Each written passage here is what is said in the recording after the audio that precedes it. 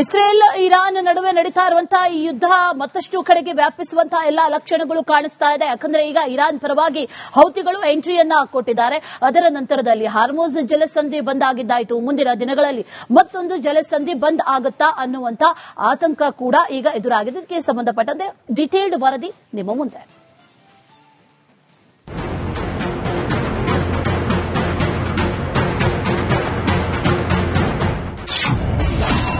Iran ಪರ ಯುದ್ಧಕ್ಕೆ entry ಆಯಿತು ಯೆಮೆನ್. ಯುಎಸ್ ಇಸ್ರೇಲ್ ಸಂಘರ್ಷಕ್ಕೆ ಕೊಟ್ಟ ಎಚ್ಚರಿಕೆ ಏನು?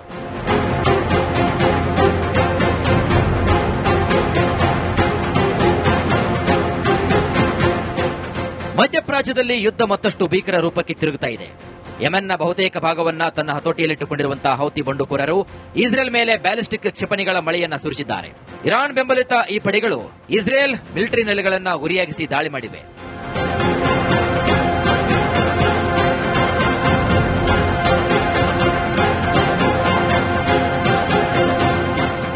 ಈ ಹಿಂದೆ ಇರಾನ್ ಮೇಲೆ ದಾಳಿಯಾದರೆ ಬೇರೆ ದೇಶಗಳು ಈ ಸಂಘರ್ಷದಲ್ಲಿ ಭಾಗಿಯಾದರೆ ನಾವು ಸುಮ್ಮನಿರಲ್ಲ ಅಂತ ಹೌತಿ ಪಡೆಗಳು ಹೇಳಿದ್ವು. ಇದೀಗ ಅಮೆರಿಕ ಮತ್ತು ಇಸ್ರೇಲ್ನ ಕಾರ್ಯಾಚರಣೆಗೆ ಯಾರೇ ಸಾಥ್ ನೀಡಿದ್ರೂ ಅವರಿಗೆ ತಕ್ಕ ಪಾಠ ಕಲಿಸುತ್ತೇವೆ ಅಂತ ಗುಡುಗಿದ್ದಾರೆ. ಅದರಲ್ಲೂ ವಿಶೇಷವಾಗಿ ಕೆಂಪು ಸಮುದ್ರವನ್ನ ಪ್ರತಿಕೂಲ ಕಾರ್ಯಾಚರಣೆಗೆ ಬಳಸದಂತೆ ಖಡಕ್ ವಾರ್ನಿಂಗ್ ಕೊಟ್ಟಿದ್ದಾರೆ.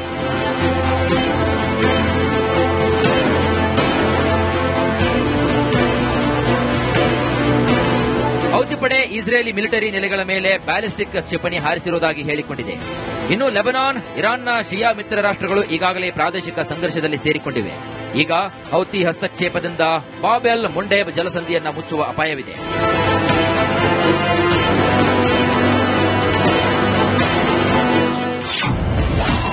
ಮತ್ತೊಂದು ಮಾರ್ಗ ಬಂದ್. ಬಾಬ್ ಎಲ್ ಮುಂಡೇಬ್ ವಿಶ್ವದ ಪ್ರಮುಖ ಜಲಸಂಧಿಯಾಗಿದೆ. ಇದು ಯೆಮನ್, ಜಿಬೌಟಿ, ಎರಿಟ್ರಿಯಾ ಅಂದ್ರೆ ಆಫ್ರಿಕಾದ ನಡುವೆ ಇದೆ.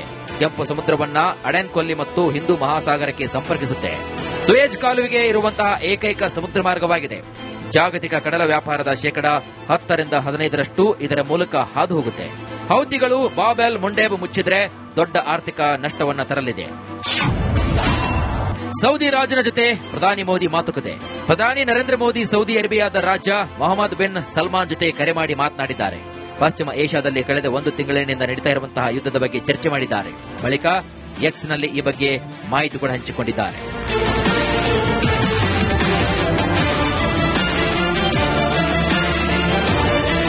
ಸೌದಿ ಅರೇಬಿಯಾದ ಕ್ರೌನ್ ಪ್ರಿನ್ಸ್ ಮತ್ತು ಪ್ರಧಾನಿ ಮೊಹಮ್ಮದ್ ಬಿನ್ ಸಲ್ಮಾನ್ ಅವರೊಂದಿಗೆ ಮಾತನಾಡಿದ್ದೇನೆ. ಪಶ್ಚಿಮ ಏಷ್ಯಾದಲ್ಲಿ ನಡೀತಾ ಇರುವಂತಹ ಸಂಘರ್ಷದ ಬಗ್ಗೆ ಚರ್ಚೆ ಮಾಡಿದ್ದೇನೆ. ಪ್ರಾದೇಶಿಕ ಇಂಧನ ಮೂಲಸೌಕರ್ಯದ ಮೇಲಿನ ದಾಳಿಯನ್ನ ಭಾರತ ಖಂಡಿಸುತ್ತದೆ ಅಂತ ನಾನು ಪುನರುಚ್ಚರಿಸಿದ್ದೇನೆ.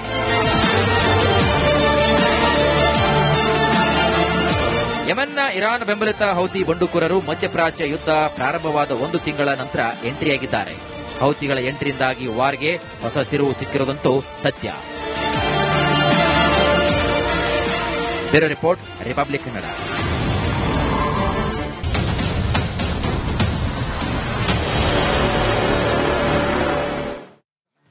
ಇಸ್ರೇಲ್ ಇರಾನ್ ನಡುವೆ ನಡೀತಾ ಇರುವಂತಹ ಈ ಯುದ್ಧ ಮತ್ತಷ್ಟು ಕಡೆಗೆ ವ್ಯಾಪಿಸುವಂತಹ ಎಲ್ಲಾ ಲಕ್ಷಣಗಳು ಕಾಣಿಸ್ತಾ ಇದೆ. ಯಾಕಂದ್ರೆ ಈಗ ಇರಾನ್ ಪರವಾಗಿ ಹೌತಿಗಳು ಎಂಟ್ರಿಯನ್ನ ಕೊಟ್ಟಿದ್ದಾರೆ. ಅದರ ನಂತರದಲ್ಲಿ ಹಾರ್ಮೋಸ್ ಜಲಸಂಧಿ ಬಂದ್ ಆಗಿದ್ದಾಯಿತು. ಮುಂದಿನ ದಿನಗಳಲ್ಲಿ ಮತ್ತೊಂದು ಜಲಸಂಧಿ ಬಂದ್ ಆಗುತ್ತಾ ಅನ್ನುವಂತ ಆತಂಕ ಕೂಡ ಈಗ ಎದುರಾಗಿದೆ. ಇದಕ್ಕೆ ಸಂಬಂಧಪಟ್ಟಂತೆ ಡಿಟೇಲ್ಡ್ ವರದಿ ನಿಮ್ಮ ಮುಂದೆ.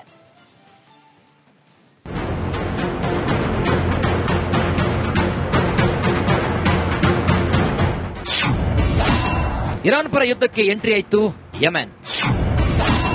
ಯುಎಸ್ ಇಸ್ರೇಲ್ ಸಂಘರ್ಷಕ್ಕೆ ಕೊಟ್ಟ ಎಚ್ಚರಿಕೆ ಏನು?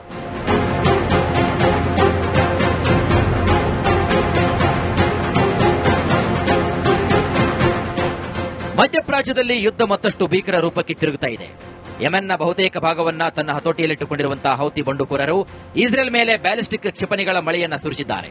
ಇರಾನ್ ಬೆಂಬಲಿತ ಈ ಪಡೆಗಳು ಇಸ್ರೇಲ್ ಮಿಲಿಟರಿ ನೆಲೆಗಳನ್ನ ಗುರಿಯಾಗಿಸಿ ದಾಳಿ ಮಾಡಿವೆ.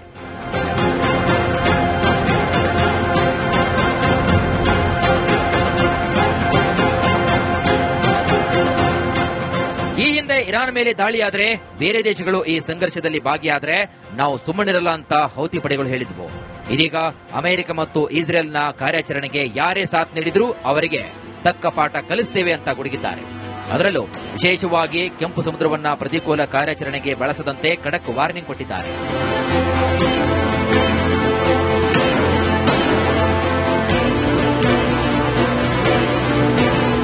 ಹೌತಿ ಪಡೆ ಇಸ್ರೇಲಿ ಮಿಲಿಟರಿ ನೆಲೆಗಳ ಮೇಲೆ ಬ್ಯಾಲಿಸ್ಟಿಕ್ ಕ್ಷಿಪಣಿ ಹಾರಿಸಿರುವುದಾಗಿ ಹೇಳಿಕೊಂಡಿದೆ. ಇನ್ನು ಲೆಬನಾನ್, ಇರಾನ್ನ ಶಿಯಾ ಮಿತ್ರ ರಾಷ್ಟ್ರಗಳು ಈಗಾಗಲೇ ಪ್ರಾದೇಶಿಕ ಸಂಘರ್ಷದಲ್ಲಿ ಸೇರಿಕೊಂಡಿವೆ. ಈಗ ಹೌತಿ ಹಸ್ತಕ್ಷೇಪದಿಂದ ಬಾಬೆಲ್ ಮುಂಡೇಬ್ ಜಲಸಂಧಿಯನ್ನ ಮುಚ್ಚುವ ಅಪಾಯವಿದೆ.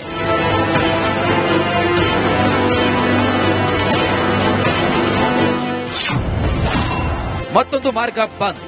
ಬಾಬೆಲ್ ಮುಂಡೇಬ್ ವಿಶ್ವದ ಪ್ರಮುಖ ಜಲಸಂಧಿಯಾಗಿದೆ. ಇದು ಯೆಮನ್, ಜಿಬೌಟಿ, ಎರಿಟ್ರಿಯಾ ಅಂದ್ರೆ ಆಫ್ರಿಕಾದ ನಡುವೆ ಇದೆ. ಕೆಂಪು ಸಮುದ್ರವನ್ನ ಅಡೆನ್ ಕೊಲ್ಲಿ ಮತ್ತು ಹಿಂದೂ ಮಹಾಸಾಗರಕ್ಕೆ ಸಂಪರ್ಕಿಸುತ್ತೆ. ಸುಯೇಜ್ ಕಾಲುವೆಗೆ ಇರುವಂತಹ ಏಕೈಕ ಸಮುದ್ರ ಮಾರ್ಗವಾಗಿದೆ. ಜಾಗತಿಕ ಕಡಲ ವ್ಯಾಪಾರದ ಶೇಕಡಾ 10-15% ಇದರ ಮೂಲಕ ಹಾದು ಹೋಗುತ್ತೆ. ಹೌತಿಗಳು ಬಾಬೆಲ್ ಮುಂಡೇಬ್ ಮುಚ್ಚಿದ್ರೆ ದೊಡ್ಡ ಆರ್ಥಿಕ ನಷ್ಟವನ್ನ ತರಲಿದೆ. ಸೌದಿ ರಾಜನ ಜೊತೆ ಪ್ರಧಾನಿ ಮೋದಿ ಮಾತುಕತೆ. ಪ್ರಧಾನಿ ನರೇಂದ್ರ ಮೋದಿ ಸೌದಿ ಅರೇಬಿಯಾದ ರಾಜ ಮೊಹಮ್ಮದ್ ಬಿನ್ ಸಲ್ಮಾನ್ ಜೊತೆ ಕರೆ ಮಾಡಿ ಮಾತನಾಡಿದ್ದಾರೆ. ಪಶ್ಚಿಮ ಏಷ್ಯಾದಲ್ಲಿ ಕಳೆದ 1 ತಿಂಗಳಿನಿಂದ ನಡೀತಾ ಇರುವಂತಹ ಯುದ್ಧದ ಬಗ್ಗೆ ಚರ್ಚೆ ಮಾಡಿದ್ದಾರೆ. ಬಳಿಕ ಎಕ್ಸ್ನಲ್ಲಿ ಈ ಬಗ್ಗೆ ಮಾಹಿತಿ ಕೂಡ ಹಂಚಿಕೊಂಡಿದ್ದಾರೆ.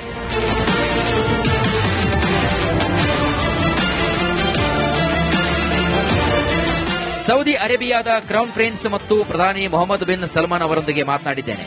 ಪಶ್ಚಿಮ ಏಷ್ಯಾದಲ್ಲಿ ನಡೀತಾ ಇರುವಂತಹ ಸಂಘರ್ಷದ ಬಗ್ಗೆ ಚರ್ಚೆ ಮಾಡಿದ್ದೇನೆ. ಪ್ರಾದೇಶಿಕ ಇಂಧನ ಮೂಲಸೌಕರ್ಯದ ಮೇಲಿನ ದಾಳಿಯನ್ನ ಭಾರತ ಖಂಡಿಸುತ್ತದೆ ಅಂತ ನಾನು ಪುನರುಚ್ಚರಿಸಿದ್ದೇನೆ.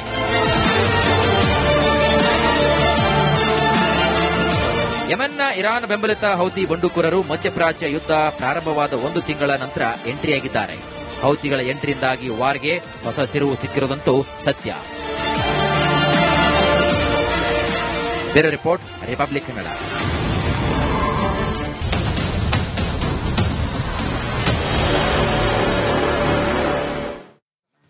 ಇಸ್ರೇಲ್ ಇರಾನ್ ನಡುವೆ ನಡೀತಾ ಇರುವಂತಹ ಈ ಯುದ್ಧ ಮತ್ತಷ್ಟು ಕಡೆಗೆ ವ್ಯಾಪಿಸುವಂತಹ ಎಲ್ಲಾ ಲಕ್ಷಣಗಳು ಕಾಣಿಸ್ತಾ ಇದೆ. ಯಾಕಂದ್ರೆ ಈಗ ಇರಾನ್ ಪರವಾಗಿ ಹೌತಿಗಳು ಎಂಟ್ರಿಯನ್ನ ಕೊಟ್ಟಿದ್ದಾರೆ. ಅದರ ನಂತರದಲ್ಲಿ ಹಾರ್ಮುಜ್ ಜಲಸಂಧಿ ಬಂದ್ ಆಗಿದ್ದಾಯಿತು. ಮುಂದಿನ ದಿನಗಳಲ್ಲಿ ಮತ್ತೊಂದು ಜಲಸಂಧಿ ಬಂದ್ ಆಗುತ್ತಾ ಅನ್ನುವಂತ ಆತಂಕ ಕೂಡ ಈಗ ಎದುರಾಗಿದೆ. ಇದಕ್ಕೆ ಸಂಬಂಧಪಟ್ಟಂತೆ ಡಿಟೇಲ್ಡ್ ವರದಿ ನಿಮ್ಮ ಮುಂದೆ.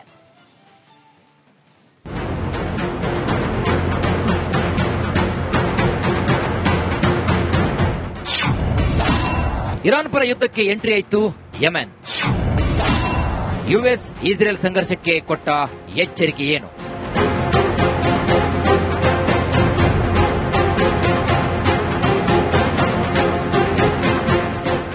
ಮಧ್ಯಪ್ರಾಚ್ಯದಲ್ಲಿ ಯುದ್ಧ ಮತ್ತಷ್ಟು ಭೀಕರ ರೂಪಕ್ಕೆ ತಿರುಗುತ್ತಾ ಇದೆ.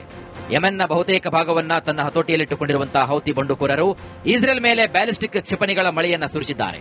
ಇರಾನ್ ಬೆಂಬಲಿತ ಈ ಪಡೆಗಳು ಇಸ್ರೇಲ್ ಮಿಲಿಟರಿ ನೆಲೆಗಳನ್ನ ಗುರಿಯಾಗಿಸಿ ದಾಳಿ ಮಾಡಿವೆ.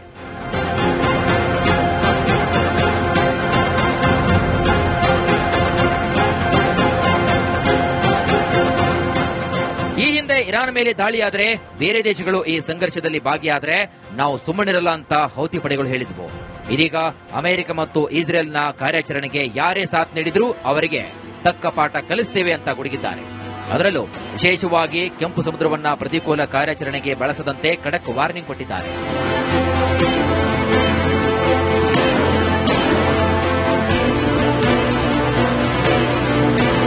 ಹೌತಿ ಪಡೆ ಇಸ್ರೇಲಿ ಮಿಲಿಟರಿ ನೆಲೆಗಳ ಮೇಲೆ ಬ್ಯಾಲಿಸ್ಟಿಕ್ ಕ್ಷಿಪಣಿ ಹಾರಿಸಿರುವುದಾಗಿ ಹೇಳಿಕೊಂಡಿದೆ.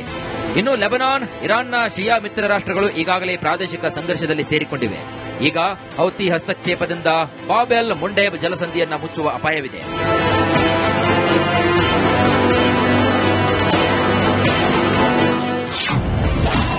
ಮತ್ತೊಂದು ಮಾರ್ಗ ಬಂದ್. ಬಾಬೆಲ್ ಮುಂಡೇಬ್ ವಿಶ್ವದ ಪ್ರಮುಖ ಜಲಸಂಧಿಯಾಗಿದೆ. ಇದು ಯೆಮನ್, ಜಿಬೌಟಿ, ಎರಿಟ್ರಿಯಾ ಅಂದ್ರೆ ಆಫ್ರಿಕಾದ ನಡುವೆ ಇದೆ. ಕೆಂಪು ಸಮುದ್ರವನ್ನ ಅಡೆನ್ ಕೊಲ್ಲಿ ಮತ್ತು ಹಿಂದೂ ಮಹಾಸಾಗರಕ್ಕೆ ಸಂಪರ್ಕಿಸುತ್ತೆ. ಸುಯೇಜ್ ಕಾಲುವೆಗೆ ಇರುವಂತಹ ಏಕೈಕ ಸಮುದ್ರ ಮಾರ್ಗವಾಗಿದೆ. ಜಾಗತಿಕ ಕಡಲ ವ್ಯಾಪಾರದ ಶೇಕಡಾ 10-15% ಇದರ ಮೂಲಕ ಹಾದು ಹೋಗುತ್ತೆ. ಹೌತಿಗಳು ಬಾಬೆಲ್ ಮುಂಡೇಬ್ ಮುಚ್ಚಿದ್ರೆ ದೊಡ್ಡ ಆರ್ಥಿಕ ನಷ್ಟವನ್ನ ತರಲಿದೆ. ಸೌದಿ ರಾಜನ ಜೊತೆ ಪ್ರಧಾನಿ ಮೋದಿ ಮಾತುಕತೆ. ಪ್ರಧಾನಿ ನರೇಂದ್ರ ಮೋದಿ ಸೌದಿ ಅರೇಬಿಯಾದ ರಾಜ ಮೊಹಮ್ಮದ್ ಬಿನ್ ಸಲ್ಮಾನ್ ಜೊತೆ ಕರೆ ಮಾಡಿ ಮಾತನಾಡಿದ್ದಾರೆ. ಪಶ್ಚಿಮ ಏಷ್ಯಾದಲ್ಲಿ ಕಳೆದ 1 ತಿಂಗಳಿನಿಂದ ನಡೀತಾ ಇರುವಂತಹ ಯುದ್ಧದ ಬಗ್ಗೆ ಚರ್ಚೆ ಮಾಡಿದ್ದಾರೆ. ಬಳಿಕ ಎಕ್ಸ್ನಲ್ಲಿ ಈ ಬಗ್ಗೆ ಮಾಹಿತಿ ಕೂಡ ಹಂಚಿಕೊಂಡಿದ್ದಾರೆ.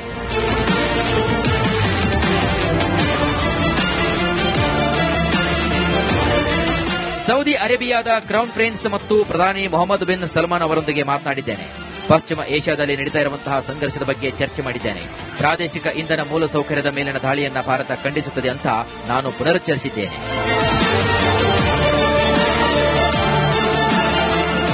ಯೆಮನ್ನ ಇರಾನ್ ಬೆಂಬಲಿತ ಹೌತಿ ಬಂಡುಕೋರರು ಮಧ್ಯಪ್ರಾಚ್ಯ ಯುದ್ಧ ಪ್ರಾರಂಭವಾದ 1 ತಿಂಗಳ ನಂತರ ಎಂಟ್ರಿಯಾಗಿದ್ದಾರೆ. ಹೌತಿಗಳ ಎಂಟ್ರಿಯಿಂದಾಗಿ ವಾರ್ಗೆ ಹೊಸ ತಿರುವು ಸಿಕ್ಕಿರುವುದಂತೂ ಸತ್ಯ. Bureau report, republic Kannada.